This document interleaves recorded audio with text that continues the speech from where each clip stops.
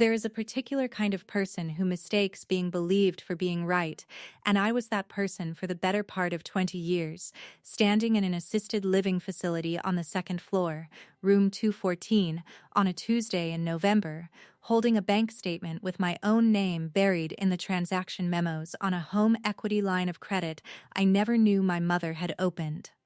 The fluorescent light in that hallway hummed the exact same way the ceiling light in our old kitchen used to hum, which is the kind of detail that shouldn't matter and somehow made the whole thing feel worse. $61,400. That's what it added up to. 6 years of quiet transfers out of an account that belonged to a retired schoolteacher living on a pension and a small survivor's benefit.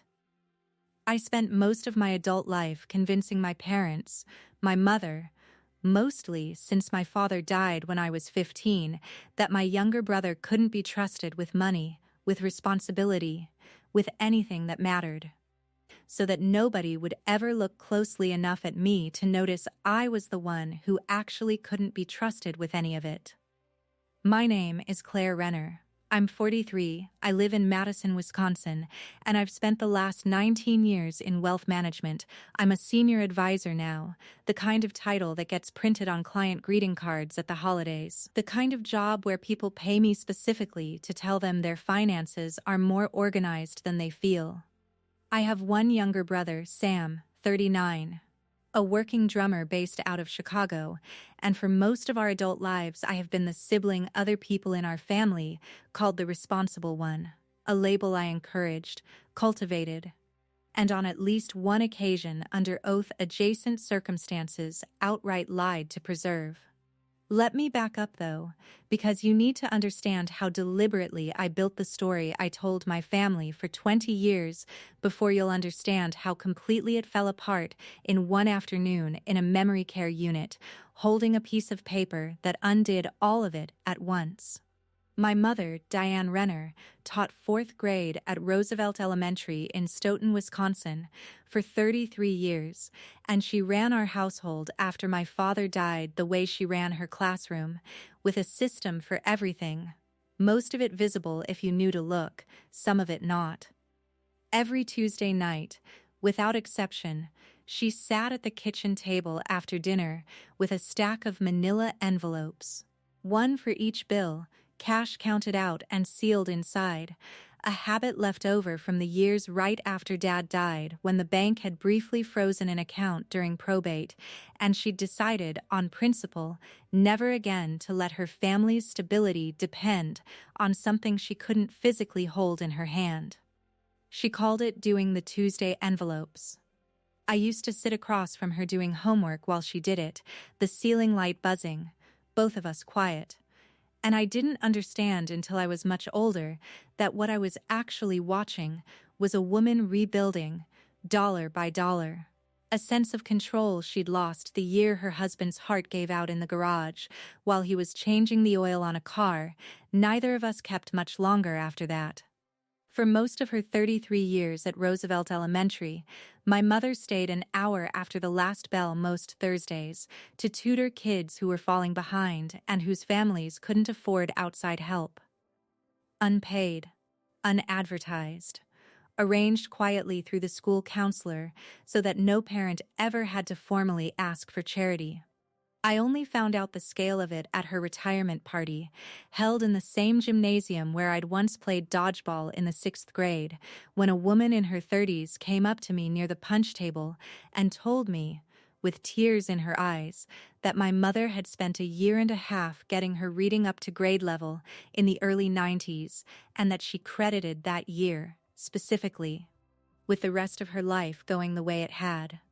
I remember being surprised, standing there, not that my mother had done it, but that I hadn't known, that an entire second body of work existed in her life that she'd never once mentioned at our own dinner table. The same quiet, unbilled generosity my father's toolbox represented in a different key. And I understand now that I should have recognized the pattern years before I actually did. My father, Curtis Renner, worked as a machinist at a plant 20 minutes outside town, and kept an old red toolbox in that same garage that outlived him by decades. He died on a Saturday in October, on the concrete floor of that garage, changing the oil on a Buick we sold within the year because none of us could look at it anymore without picturing exactly where he'd been lying when the paramedics arrived. I was 15. I remember almost nothing specific from that week except my mother's voice on the phone with the funeral home, using the exact same steady, handled tone she used with the bank and with my teachers, as though grief itself was one more bill she'd decided to pay in cash, on schedule, without letting the neighbors see the account run short. After he died, my brother Sam, who was 11, started sleeping some nights out there next to the toolbox, which everyone treated as a phase he'd grow out of, and which he mostly did. Except that he kept the toolbox itself for the rest of his life, dragged it into every apartment and tour van he ever owned, still has it now, dented, the Renner Machine Co. sticker mostly worn off the lid. My mother had a phrase she used on both of us as kids, most often about Sam, who talked less than I did and thought longer before he answered anything. The quiet one isn't always the one with nothing to say, she'd tell people who mistook his silence for a shallow well, and she meant it as a defense of him.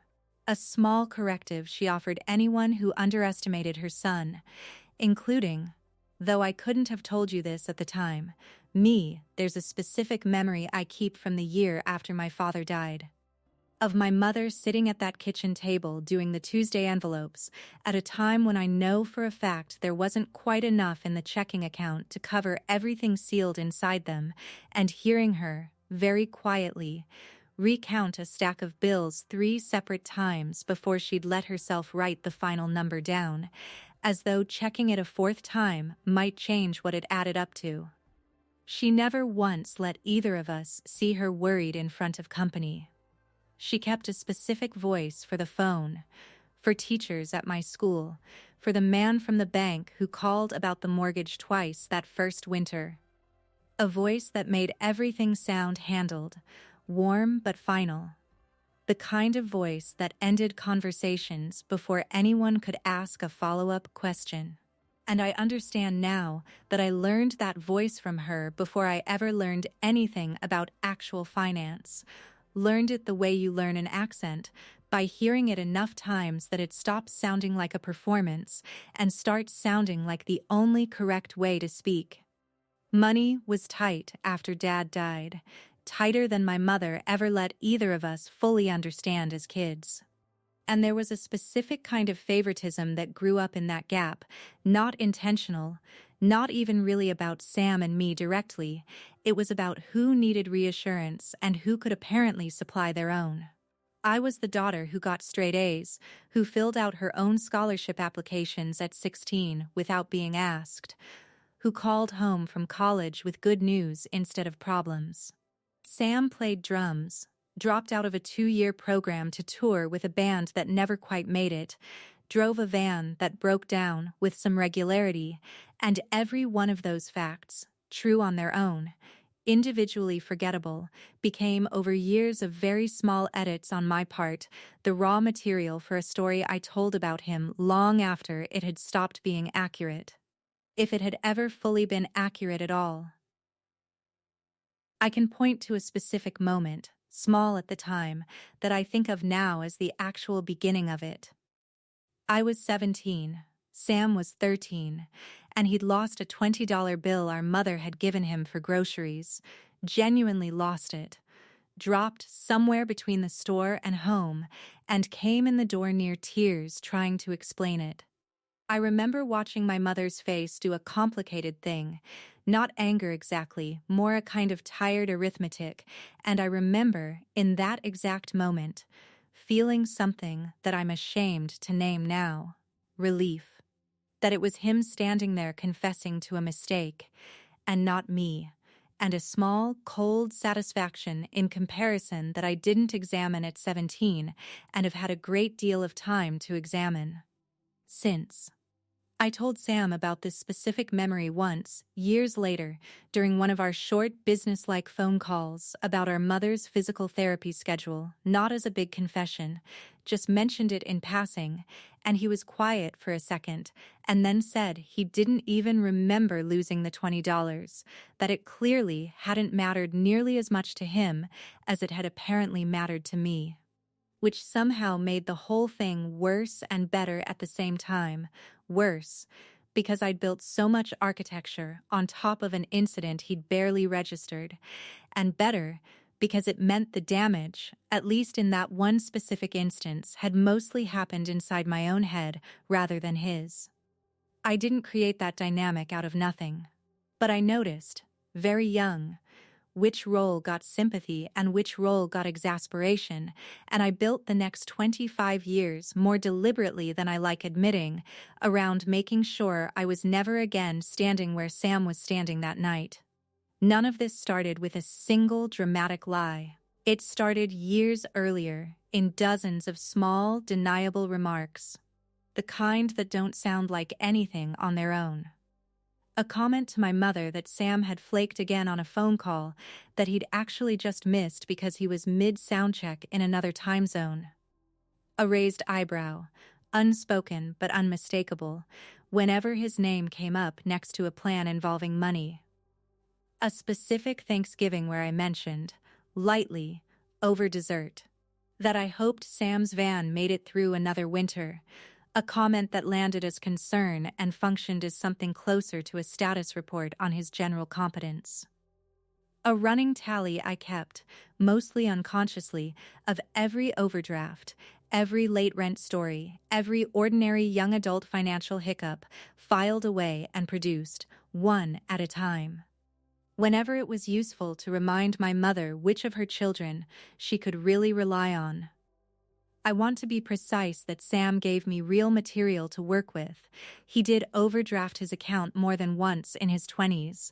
He did miss a payment or two on a credit card before he learned better habits, and I took each of those true, unremarkable facts and sanded them down into a single, permanent verdict, repeated often enough that by the time I needed it to carry real weight in an estate attorney's office, nobody in the room, including me, remembered it had ever been anything other than settled fact. I met Marcus Feld when I was 35, at a client dinner he was catering, working the room in a white chef's coat, with an ease that made him seem, immediately, like the most competent person in the building, and within a year he'd talked me into personally guaranteeing $60,000 in equipment and lease financing for a brewery he was opening on Madison's east side called Northgate Brewing Company. I want to be honest about my own reasoning at the time, because it wasn't stupidity, or not only stupidity, I'd read the projections myself. I do this professionally, and I believed them, and I believed him in that order. Which tells you something about which one of those beliefs was actually load-bearing. Marcus was the kind of person who made you feel, in his presence, like you were the smartest and most necessary person in any room, and I had spent most of my adult life being praised for exactly that kind of competence, so when he told me my financial judgment was the thing that could actually make Northgate real, I heard it as recognition rather than as the specific. Well-aimed flattery it turned out to be. We dated for a little over a year, most of it overlapping with the brewery's build-out, and I remember, more than once, sitting at his kitchen table late at night running numbers for him on a legal pad, feeling more useful, more essential to something than I had in any client meeting that entire year, which should have told me something about what I was actually chasing, and didn't. Northgate lasted 22 months. When it folded, the equipment financing didn't fold with it. The lease company had structured the deal, at my own suggestion during the build-out, as an equipment finance agreement rather than a straight lease, specifically because the interest rate was better. A piece of professional advice I gave Marcus that ended up locking my own name to the debt more permanently than a simple lease default ever would have. My name was the one on the personal guarantee, not Marcus's business entity, not Marcus, who moved to Denver 4 months after the doors closed, and has, as far as I know, never once made a payment on any of it. 6 years ago, around the same time Northgate was quietly going under, my brother Sam borrowed $4,000 from our mother for a transmission repair on the van he toured in, an entirely ordinary, entirely disclosed loan, the kind families make all the time. He paid it back within 14 months, in cash, in person, on his own initiative, in installments of $200 and $300 whenever a run of shows went well, and my mother kept a record of every payment in one of her Tuesday envelopes, because that was how she kept track of everything. 3 years ago, after my mother had a mild TIA, a small stroke, resolved within hours, but enough to frighten all of us, she decided it was time to formalize a power of attorney and update her will, and she asked me, as the one in the family who understood this kind of thing, to come with her to the appointment. Sam offered to come too, over the phone, and I told him it probably made more sense for just me to go, since I could translate the legal language back to both of them afterward, and he said okay. Easily.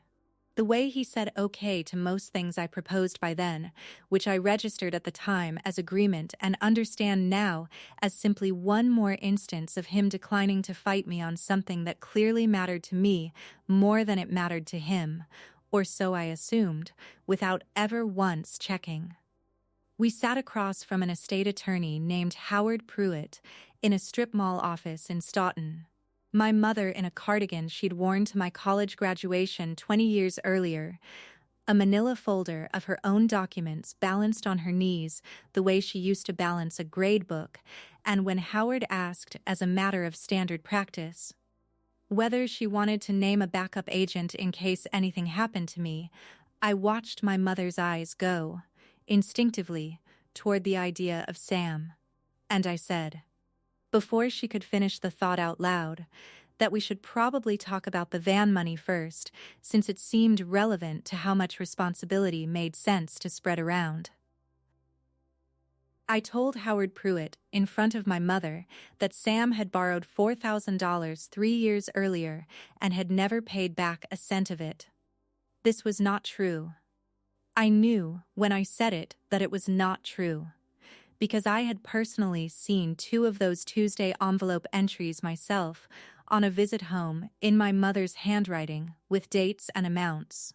I said it anyway, smoothly, in the calm, competent voice I use with clients, because in the moment it served the story I needed told, and my mother, who was 71 years old and rattled from a health scare and trying very hard to trust the daughter who did this kind of thing for a living, didn't correct me.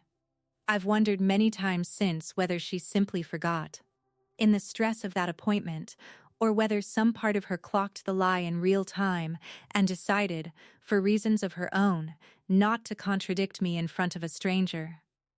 Howard Pruitt looked up from his legal pad and said, mildly, it might be worth getting Sam's side of that, given how much weight it's carrying in this decision.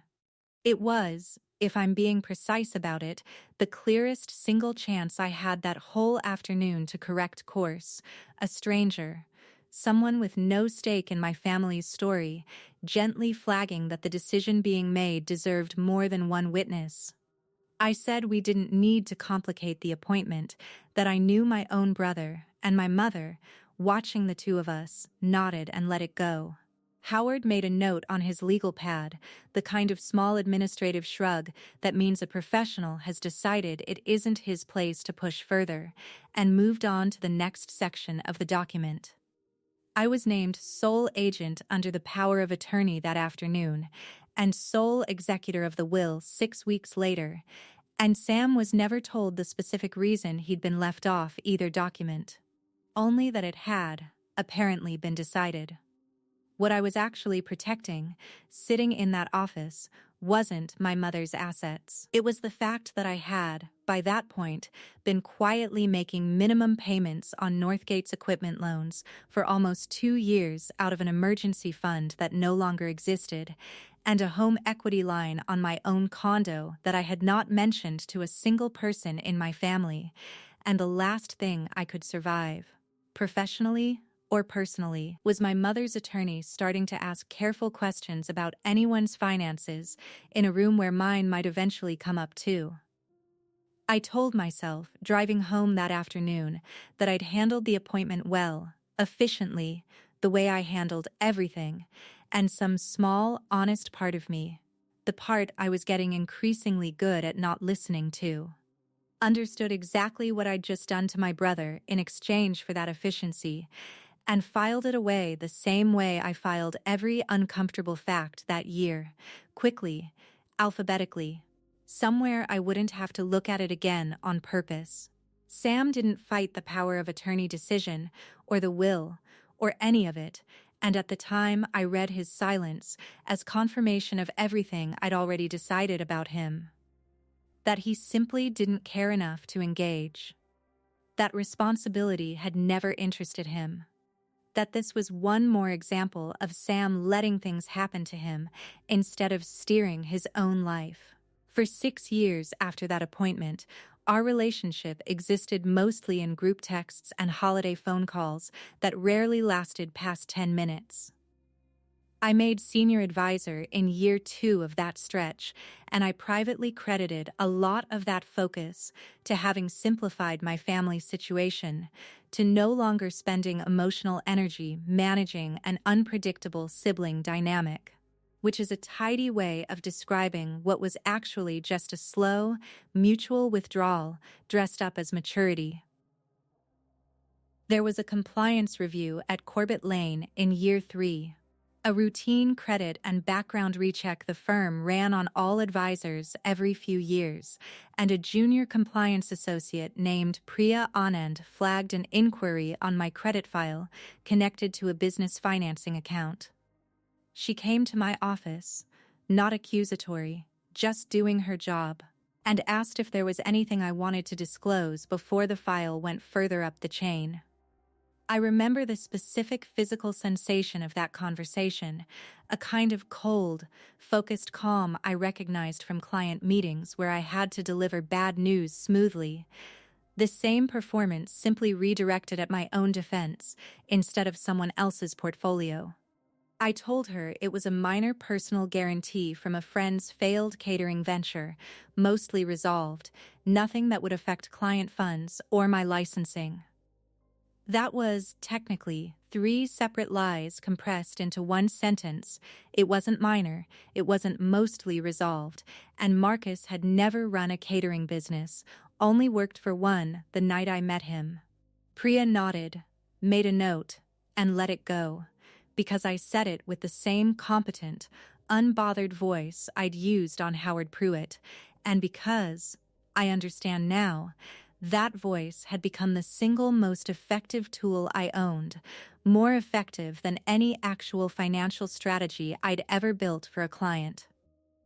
I saw Priya in the break room most weeks after that, and for a long time I read her ordinary professional politeness as evidence that the matter was closed, that I'd successfully managed one more room the way I managed every other room, without ever once considering that she might simply be a person doing her job competently and moving on, the way most people do, rather than a threat I'd narrowly defeated.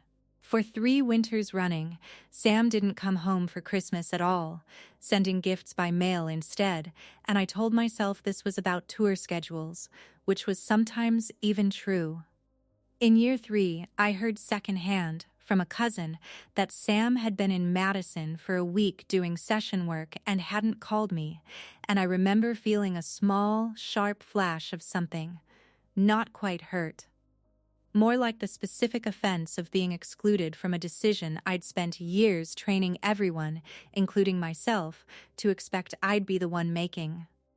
I called my mother that same week to ask, as casually as I could manage, whether she'd heard from him, and she said only that he'd mentioned being in the area, nothing more, and I let the conversation move on rather than press further. Because pressing further would have required admitting how much the omission actually bothered me. In year 4, my mother mentioned on a Sunday call that Sam had helped her get a new roof put on the house after a bad hailstorm, handled the whole insurance claim himself over the phone from a tour stop in Ohio, and I remember thinking, with real irritation, that this seemed like exactly the kind of thing that should have gone through me, since I was the one who'd been formally designated to handle things like that without ever once asking myself why my mother hadn't called me first, or what it might mean that she hadn't. I brought it up with her, lightly, the next time we spoke, framed as a joke about being replaced, and she said, "He was just closer to home that week, honey," in a tone I read at the time as pure logistics and understand now as a woman carefully not saying anything that might require further explanation. Midway through year 4, at a cousin's wedding, I overheard an aunt describe Sam to another relative as the one who's always figuring himself out, a phrase I recognized immediately, because it was close enough to language I'd used myself, at that same kind of family gathering, more than once. I didn't correct her. I remember feeling, instead, a small satisfaction that the story had traveled that far on its own, that I no longer even had to be in the room for it to keep working. In year 5, Sam actually did reach out first, which happened rarely enough that I remember the exact circumstances, a text asking if I wanted to grab dinner the next time he was passing through Madison on tour. No occasion attached, just an offer, sent on a Wednesday afternoon, while I was between client calls. I had a client dinner that same night, one I could have moved with a single phone call, and I told him I was slammed that week. Maybe next time, and there wasn't a next time for almost 2 years after that. I've gone back to that exchange more than once since, trying to figure out whether it was really the client dinner that stopped me, or whether some part of me understood, even then, that an actual unstructured evening with my brother, no agenda, would eventually mean either lying to him convincingly for 3 hours, or not lying at all, and I wasn't sure, at the time, which one of those options frightened me more. There was a night in year 5, after a difficult client call, that had nothing to do with my family at all, when I sat in my car in my own garage for almost 20 minutes with Sam's contact open on my phone, thinking about calling him just to talk, no agenda, the way we used to when we were kids sharing a bathroom wall. I didn't call. I told myself it would seem strange, out of pattern, that he'd wonder what I wanted, and I put the phone in the cup holder and went inside and made dinner and didn't think about it again until months later, sorting through what all those small talked myself out of it moments had actually cost, one at a time, across years I can't get back. Meanwhile, the Northgate debt didn't resolve itself the way debts in movies sometimes do. I refinanced twice. I picked up 2 additional clients specifically for the extra commission. I told exactly no one, not my mother, not Sam, not a single colleague at Corbett Lane, where a personal bankruptcy or a serious credit event could have triggered a compliance review that put my Series 65 license itself at risk. I built, over those 6 years, an entire second life made of spreadsheets I kept on a laptop that never left my apartment, tracking a debt that was, very slowly, coming down, while the version of me that showed up to family gatherings kept insisting, gently, reasonably, that the real financial risk in this family had always been my brother. My mother had her stroke on a Thursday morning in March, collapsing in her kitchen, found within the hour by a neighbor who'd come to return a casserole dish, which is its own small mercy I try to hold on to.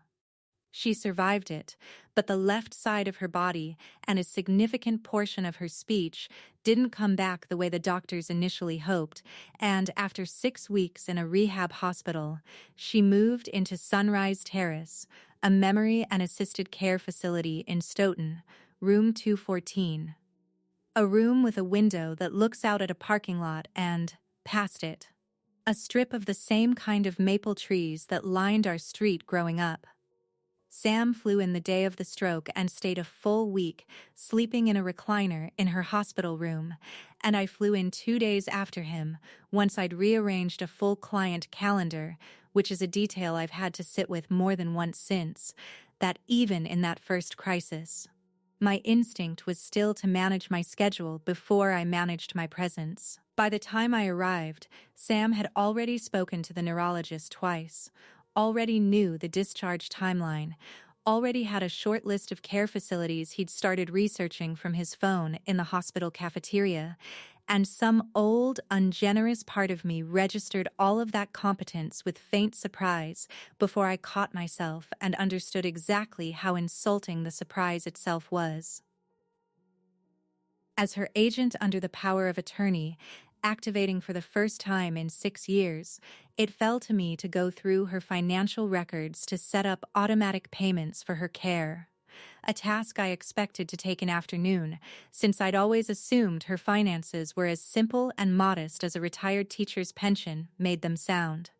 It was in a banker's box in her hall closet, underneath the same style of manila envelopes she'd used my whole childhood, that I found a folder labeled, in her handwriting, simply House, HELOC, containing 6 years of statements on a $100,000 home equity line of credit opened on a house that had been paid off since before my father died. I remember the specific, physical stupidity of the moment, sitting on the floor of a hall closet I'd known my entire life, reading a document with my own mother's signature on it, feeling less like I was uncovering a secret and more like I'd walked into the wrong house entirely, one that looked exactly like the one I grew up in, but ran on numbers I didn't recognize. Behind the HELOC folder was another one, thinner, labeled Sam, Van, paid, with a single sheet inside, listing every one of his 14 monthly payments. Dates and amounts, matching what I already remembered from the Tuesday envelope years earlier. Confirmation, in writing, of the exact thing I'd told Howard Pruitt had never happened. I read that sheet 3 times, checking the dates against my own memory of the graduation visit when I'd first seen 2 of those entries myself, and there was no ambiguity left in any of it, no room for the kind of generous misremembering I might, on a different day, have tried to grant myself.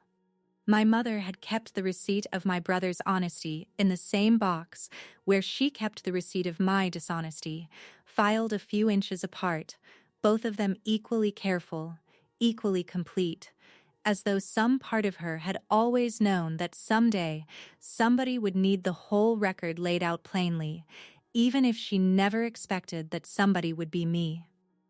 I sat on the floor of that closet for a long time going through it.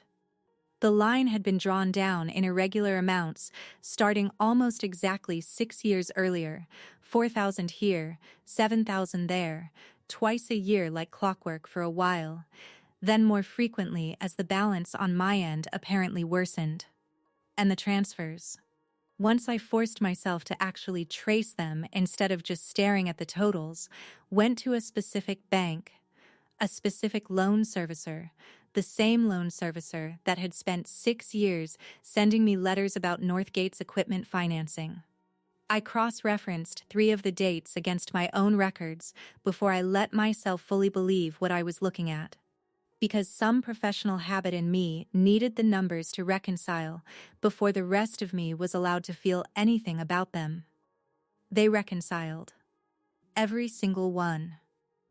$61,400 paid down almost entirely through a home equity line my 74-year-old mother had opened on her own, without telling me.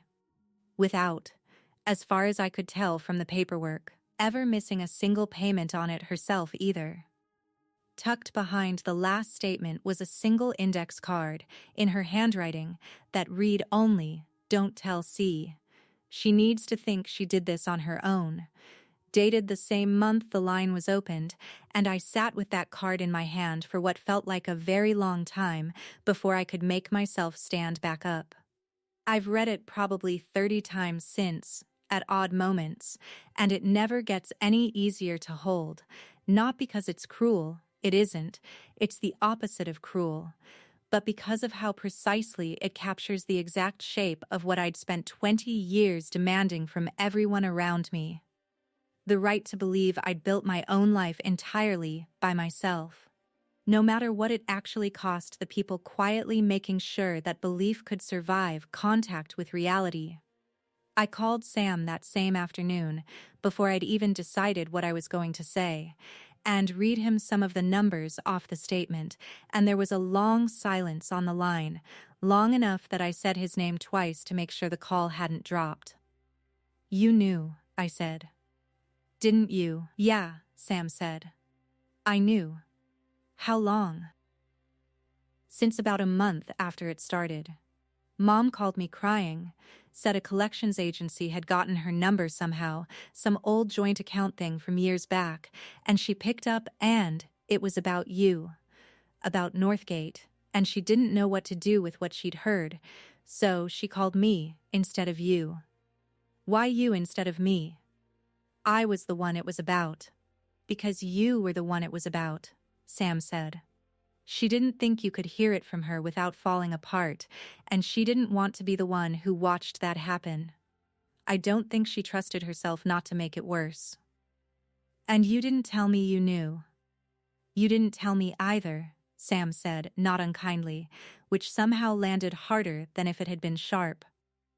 "For 6 years. I figured that was your call to make. Mine too, I guess, in hindsight."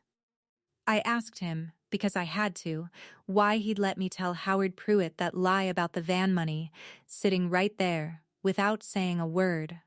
"Because if I'd corrected you in that office," Sam said, "Mom would have had to explain why she remembered it differently. And the only way she remembers it differently is because she's the one who's been quietly wiring your creditor money for 6 years, and I wasn't going to be the reason that came out in a strip mall law office with a stranger writing it all down.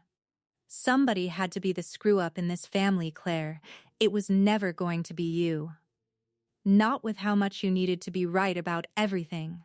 "That's not fair," I said, and heard, even as I said it, how thin it sounded. "No," Sam agreed. "It's not.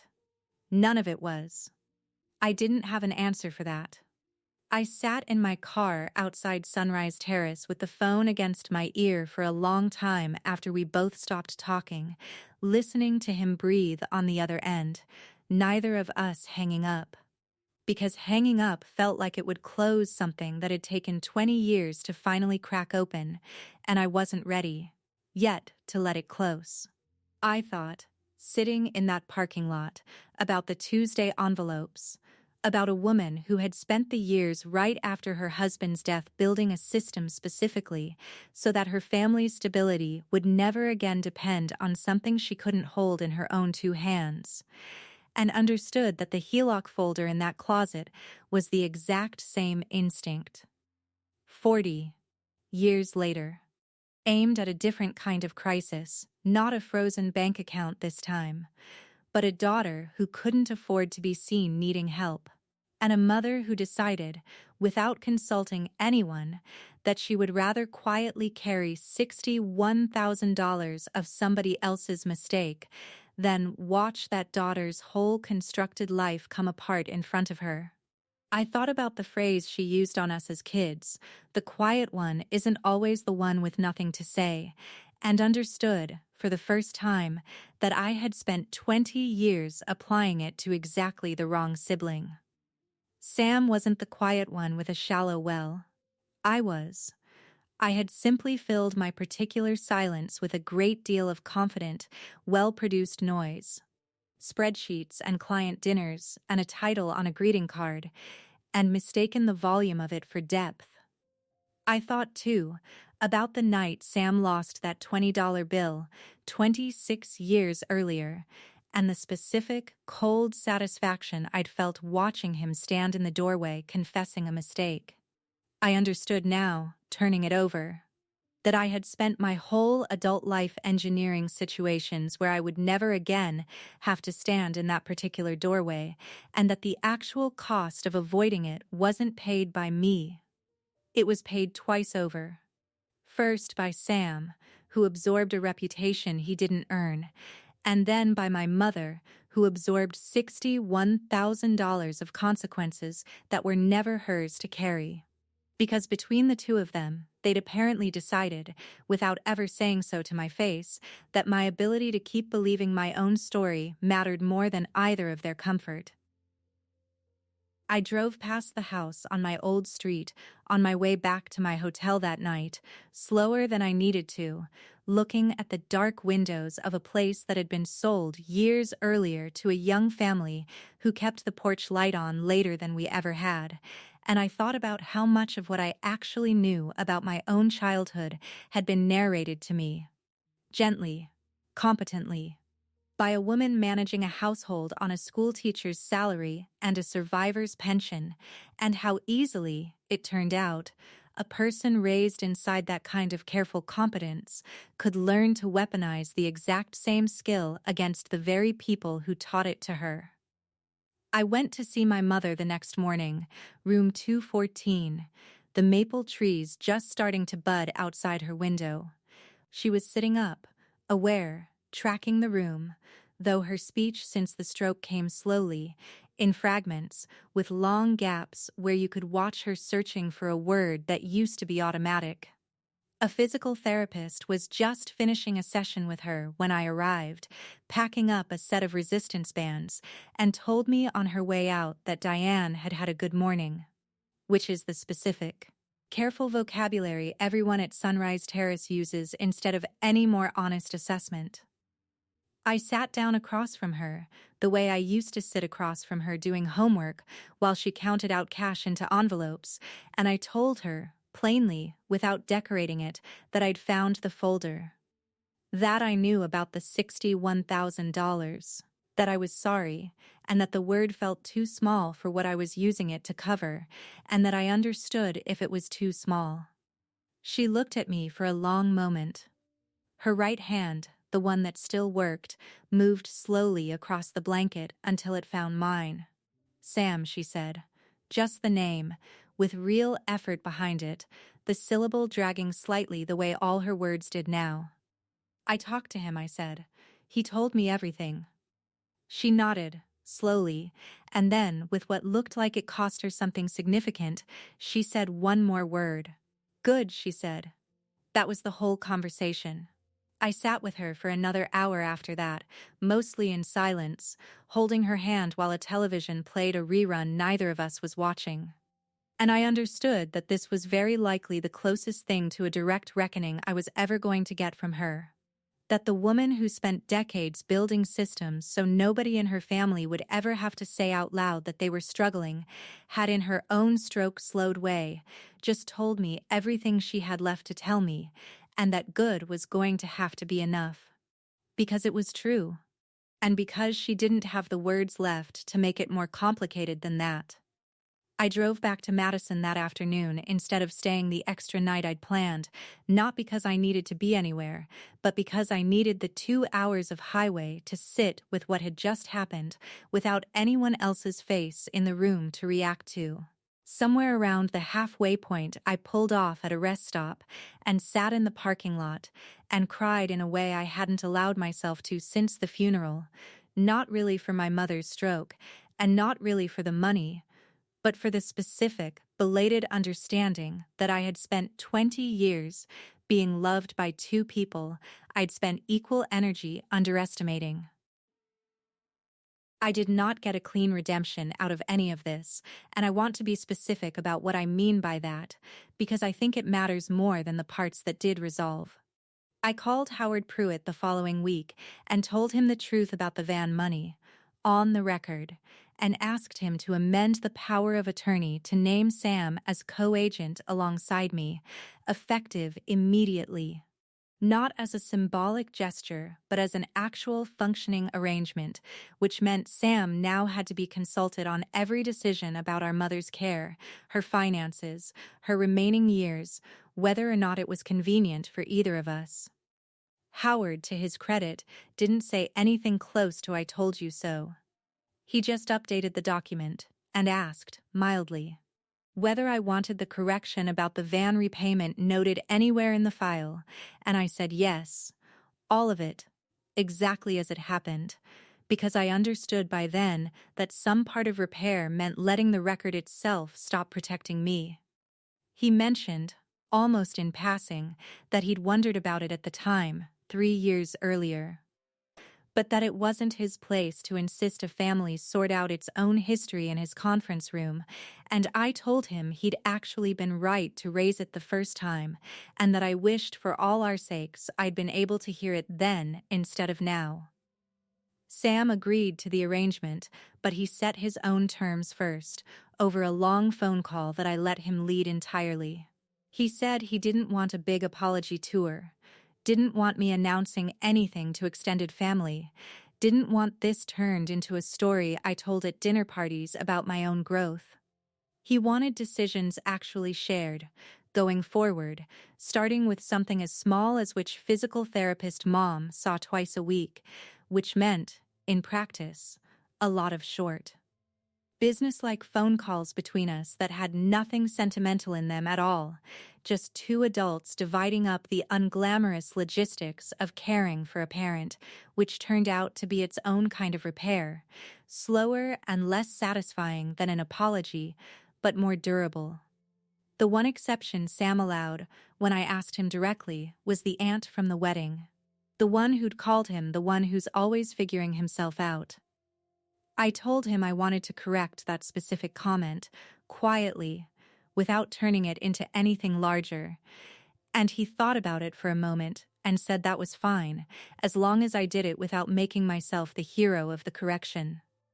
I called her a week later and told her, simply, that the story about Sam wasn't accurate, that I'd been the one with the financial trouble all along, and that I was sorry for how long I'd let people believe otherwise. She was quiet for a moment, and then said she'd always wondered, a little, why a man who showed up early to every family funeral and never missed a mortgage payment on his own place got talked about the way he did, and I didn't have a good answer for her. Because there wasn't one, only 20 years of a story I'd built because it was easier to live inside than the truth. She asked if she should say anything to the rest of the family, and I told her that was between her and them, that I wasn't in a position anymore to manage how the story traveled, which was its own small, unfamiliar relief, the specific relief of no longer being in charge of everyone's understanding of everyone else. I did not ask my mother's estate, or Sam, or anyone, for help with the remaining balance on the Northgate guarantee, which stood at just under $19,000 the week I found that folder. I've paid it down another $11,000 of that myself since. The same slow way my mother had been doing it in secret, except now Sam knows the number and asks about it sometimes, in the same flat, checking-in tone he uses to ask about a tour van's transmission, which is somehow exactly the right register for it. I also, finally, disclosed the full history to compliance at Corbett Lane, on my own initiative, before anyone asked. I sat down with Priya Anand, the same associate who'd flagged the credit inquiry 3 years earlier, and told her everything I'd told her wasn't true the first time. The size of the guarantee, the years of minimum payments, the home equity line I'd never mentioned. She listened without much reaction, took notes, and at the end asked me one question. Why now, when nothing new had technically changed about my legal exposure since the last review? I told her the truth, that I'd found out my 74-year-old mother had been carrying part of that debt in secret to protect a version of me that had never actually been real, and that I didn't think I could keep advising other people on financial integrity while sitting on that particular omission. She nodded slowly and said, more gently than I expected, that she'd wondered, back then, whether there was more to it, and had let it go anyway, because pushing harder hadn't felt like her place either, which meant, in its own small way, that I wasn't the only person in this story who'd chosen silence over confrontation, just for different reasons. It cost me the promotion I'd been positioning for that entire year and a formal note in my file that will likely follow me for a while. It did not cost me my license, and it did not cost me my job, though for several weeks I genuinely didn't know which way that was going to go. And I think some part of me needed to sit inside that uncertainty for a while. The same uncertainty I'd spent 6 years making sure nobody else in my family ever had to feel on my behalf. Sam gave me our father's toolbox about 4 months after all of this started, not with any ceremony, just left it in the trunk of my car after a visit to Sunrise Terrace with a note that said, "Figured it's someone else's turn to carry it for a while." I sat in a parking garage for a long time with that note in my hand because I understood exactly what he was handing me, not the tools themselves, which I still barely know how to use, but the thing the toolbox had actually represented in our family for 30 years. The physical evidence of who was willing to sit with something heavy and unglamorous without asking for credit. I keep it in my own garage now. I don't use most of what's in it, I'm not particularly good with tools, and I don't think that was ever really the point of the gesture. Some Tuesdays, for no reason I can fully explain, except that it feels like the only honest ritual left to me. I sit at my own kitchen table and go through my own finances by hand, cash and envelopes, the way my mother taught me without either of us ever calling it a lesson, and I write Sam a short plain update afterward, whether or not there's anything to report, because I understand now that the update itself was always the actual point, not the numbers inside it. Some weeks the update is a single line, no change, still on track, and some weeks it's longer, and either way he writes back, usually within a day, usually just a thumbs up or a short line of his own, and the fact that neither of us has ever once missed a week feels, at this point, like the most concrete evidence I have that something between us actually changed. I drive to Sunrise Terrace most Sundays now, and more often than not, Sam is already there when I arrive, or arrives 20 minutes after, and we sit on either side of our mother's bed, dividing the visit the way we've learned to divide everything else. Practical, unglamorous, no one performing anything for the other's benefit. My mother's speech has come back some, in fragments, though certain words still cost her visibly more than others. She calls Sam by name easily, quickly, the way she always has. My own name takes her longer some visits than others, and I've stopped reading anything into the delay except what it actually is, which is a stroke, not a verdict. Last month she managed, unprompted. A full sentence. You two came together. The first time in months she'd strung that many words in a row, and Sam and I looked at each other over her bed and didn't say anything. Because there wasn't anything that needed saying. Sam and I went to a Brewers game together in August, just the two of us, something we hadn't done since we were teenagers, and for most of the first 2 innings neither of us said much of anything that mattered, just baseball, the price of the beer, whether the bullpen looked as thin as it had the year before.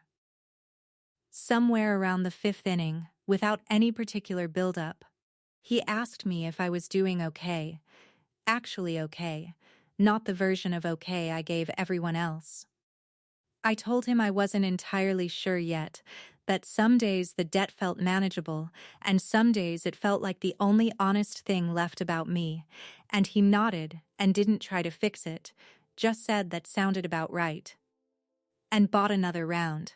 And we watched the rest of the game mostly in the kind of comfortable quiet I used to mistake, in him, for having nothing to say.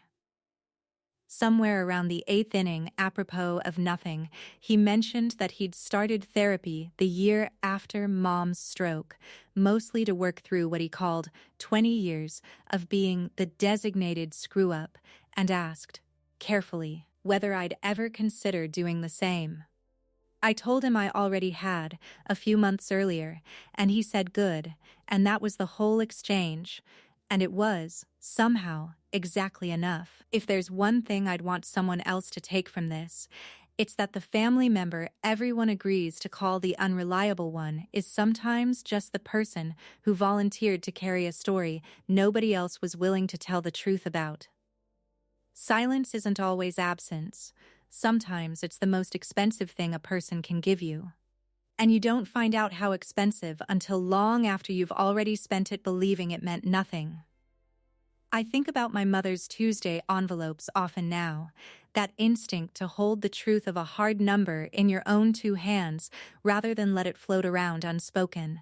And I think the real inheritance she left both her children, whether either of us wanted it at the time, was the understanding that the people who love you best don't always announce what they're carrying for you. Sometimes you only find out by finally opening the right folder in the right closet, years too late to thank them properly, and having to build the thanking into everything that comes after instead. If this story moved you, join our community by hitting that like button and subscribing for more honest, family-centered stories.